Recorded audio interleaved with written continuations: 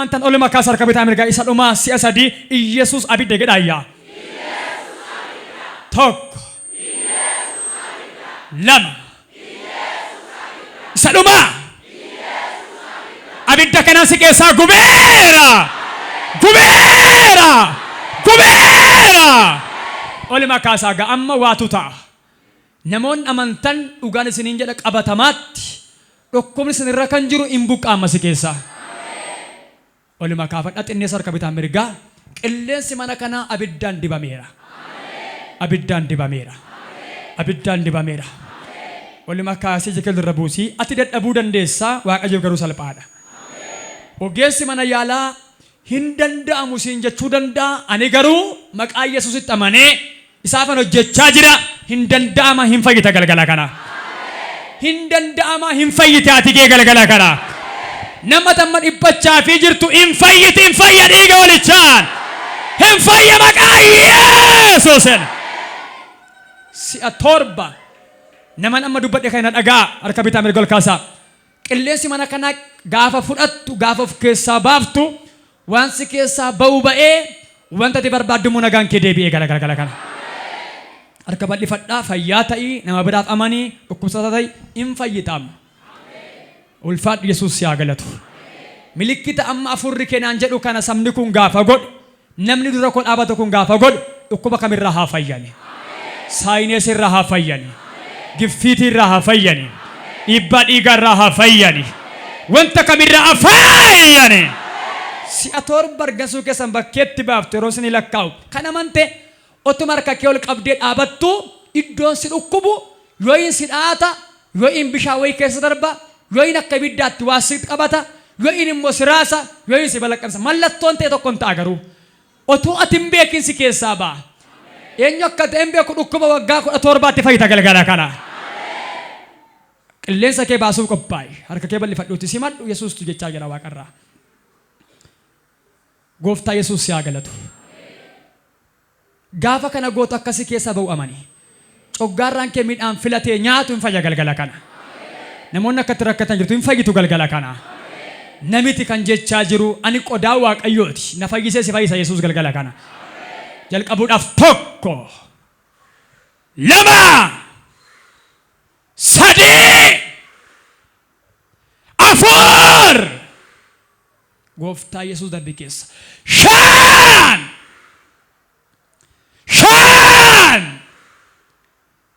afuura qulqulluu haxaay jaa ila dhugaa nama baay'eetti qilleensi tokko dhufeera nan dheeratte la sadhumaati amma sadhumaati harka kee bal'ifadhu qophaa'i dheeressi of keessaa baasi sana booddee sagalee gammachuu akka ta'e dhageessiftu abboomeera maqaa Yesuusiin isa dhumaa torba baay'ee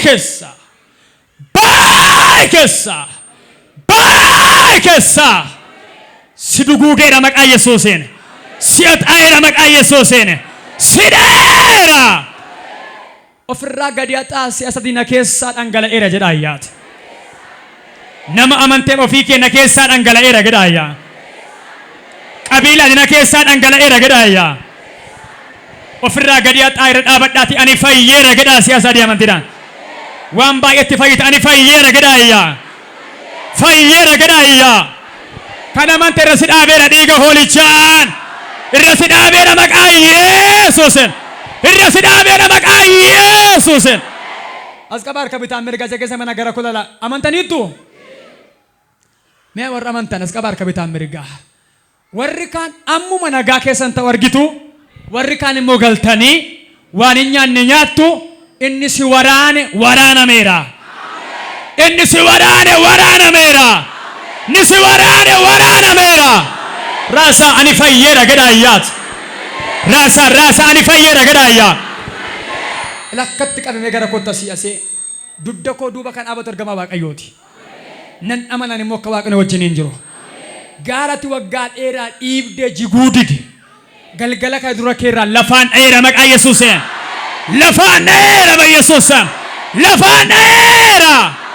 Darbeera jedha si'a lamayyaa darbeera jedha ayyaas. Hidhaa kamirraa sinii keera dhiiga hoolichaan. Sinii keera maqaa Yesuuseen. Iyyaa gammadaa galateeffadhaa. Achuma akka dhaabattanitti dhukkuba garaagaraa kan qabdan of ilaalaa. Waan an dubbadhu qaba warri gettamee raasaame. Waan an dubbadhu iyyuu qaban kan getta. Sodaatiin raasi kaa raasi. In sodaatina nama sadii nama afuriif carraan kenna fiigaa kottaa gara kuwas. Roobii eengaddaa torbeedhaa warra girtan nama lakkoofsan qabne fayyaa ture. Nam fayya kan jettu laddoo kan irra fiigaati. Fayyeera kan jettanas asuma dhaabadhaa fiigaati. Tarree warra fayyan keessa kottu gali kan fayyite. Fiigi.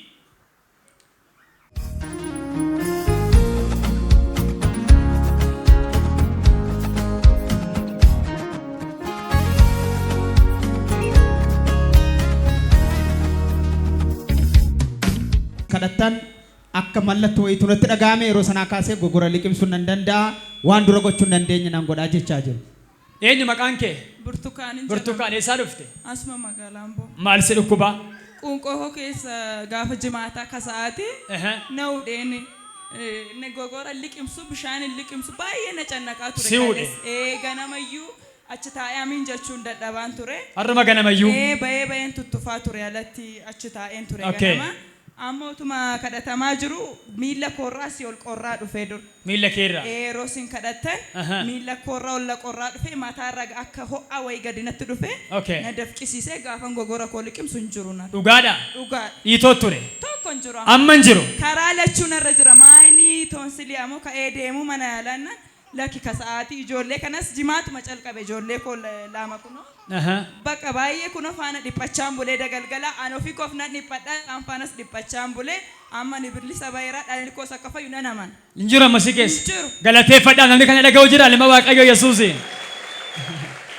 Dhiitoo karaa lama daqiiqaatti hin jiru jechaa jirti gurri kana dhaga'u ulfinaa kenna lama Waaqayyoof. Kottu gara koo. Sittiin deddeebi'u kana booddee. Qaxiisa biraa kuteera. Ameen. Qorumsatu hin jiru jechuu koommoo miti. Sa'ammammaatti falmaatu irratti mirga sii kenneera. Ameen. Dhiiga Yesuus namicha Naazreetiin nagaan mana keef ta'eera. Galateeffadhaaf warri gammadan illee guddaan.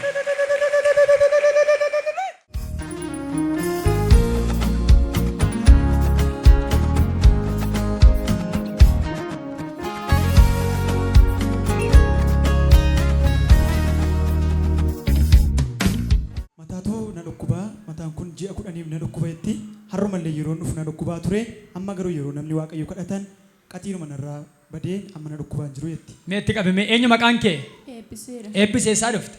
Baabbicha irraan obboleessa koo bira dhufee sababiidhuma na dhukkubuuf anan sim jedhee waldaaruma deddeemaa baay'ee narra ture na riphisaa yeroo hundumaa mataan na dhukkubaa jira. Maal si ta'a mataan kee? Mataan koo gadi jechuun danda'u fuula koo kana muluu uwwisee sim jedhee mana dhukkubaa. Si dhukkuba mataa makee? Ammamiif? Ji'a kudhan narra ture amma jireenyuma koo hundumaa gadhiisina. Ji'a kudhan? Mana yaalaan deemne? Mana yaalaa deemeen garuu ji'a ja'a kiniinii fudhadheen ture. Achi baqaa kiniinichi baqaa manaan godhu waaqayyo mana fayyisa malee kunuma nan fayyadu jedheen dhiisee. Rakkinni isaa maalidha siin jedhe manni yaala? Rakkinni isaa dhibee biraan qabdu dhibeedhuma cinqaatii mataadhumadhaa kiniinii fayyadamin jedhan. Eeshi. Desi ani munan isi waaqayyo mana fayyisa harka waaqayyooti malee. Si dhukkubaa ture mar'aatti iyyuu? Ganama dhufuus na dhukkubaa. Amma immoo siruma isaan narraa bade. Ganama si dhukkubaa ture? Amma yeroo dhufte si dhukkubaa ture? Yeroo kadhatamu maaltu ta'e akkamitti fayyite? Akkamitti si dhiise? Yeroo kadhatamu zim jedhee keessuma kooti diilallaa'ee lapheedhuma koo keessaati mufatee bakka fayyaan normaal. Amma nagaadha? Kun dhugaadha. Galateeffadhaaf warri gammadan ilillee guddaan. Bara baraan fayyeef. Dhiiga Yesuusiin of ilaali caalmaatti cheeggodhi galataaf deebi'i. Tasi fayyise biraan muna fi eeshi. Tole obboleettiin kuni waggaa 5 oliif mataatu na dhukkuba ture jechaa jiru. Sababa mataa kana na dhukkubu immoo ija kootti illee gadi na waraanaa kadhata walii galaa amma taasifamaa ture keessatti garuu ifa wayiitu ija koo irratti ba'ee yeroo ifti sun na keessa irratti ba'ee ofan qaqqabadhee maaltu narratti ba'ee jedheen gaafan of ilaalu mallattoon duraan ittiin ani rakkachaa ture. Ji'a 5 kan rakkise narraa dhaabateera amma narra jiru jechaa jiru. Eenyu maqaan keessan? Dirribee. Dirribee isaa dhuftanii? Sinan beekanatti fakkaata yaa?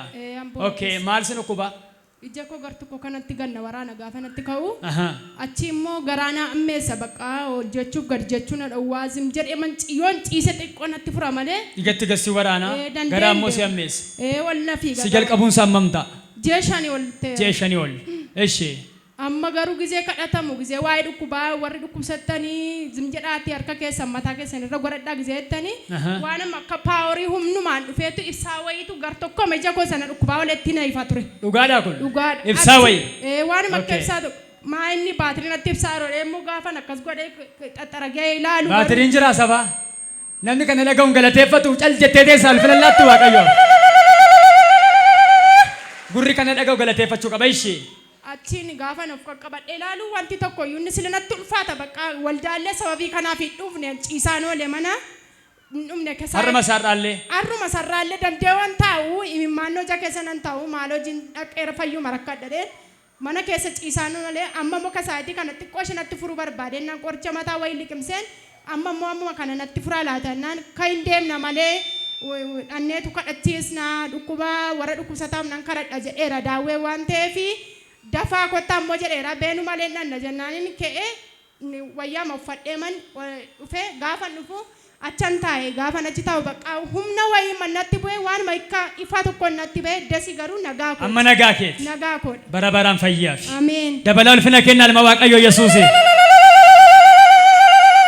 Warra amantanas qaba harka mirgaa ifti kun dura kee haa ba'u galgala kanaa kaasa. Ameen gettaa dura kee haa ba'u dhiiga walichaan. Dura kee haa ba'u dhiiga qaraanii warraan. Mee harka mirgaa darbadhaati naa ifeera gadhaayyaas. Naa bari'eera gadhaayyaa. Bara baraan fayyaaf. Ameen. Caalaatti chee godhi ilaali galataaf deebi'i. Ameen. Dhaqi.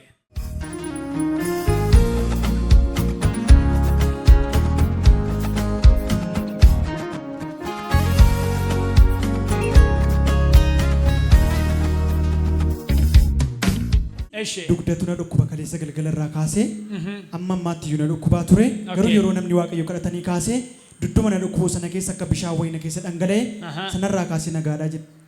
Eenyu maqaan kee? Nan beeka dudda keessummaadha waan ta'eef maal si dhukkuba ture?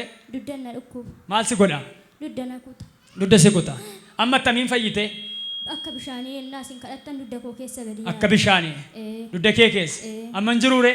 Dhugaadhaa? Dhugaadha. Bara baraan fayyaaf. Ameen. Galateeffadhaa fi sa ibsaa namatti ibsu. Yaa sa bishaan nama keessa dhangalaasu bishaan jiraataa ilma waaqayyo qofaadha. Dabalaa ulfina kennaa ilma waaqayyo Yesuusiif. Foonitti haa ta'u hafuuratti birmaduu ba'uun sinii ta'a galgala kana. Birmaduu ba'uun sinii ta'a dhiigaalichaan. Nama sin bukkeen nakaa godhaati fuuteen baatu gattee baata jedhaane. Bara baraan fayyaaf.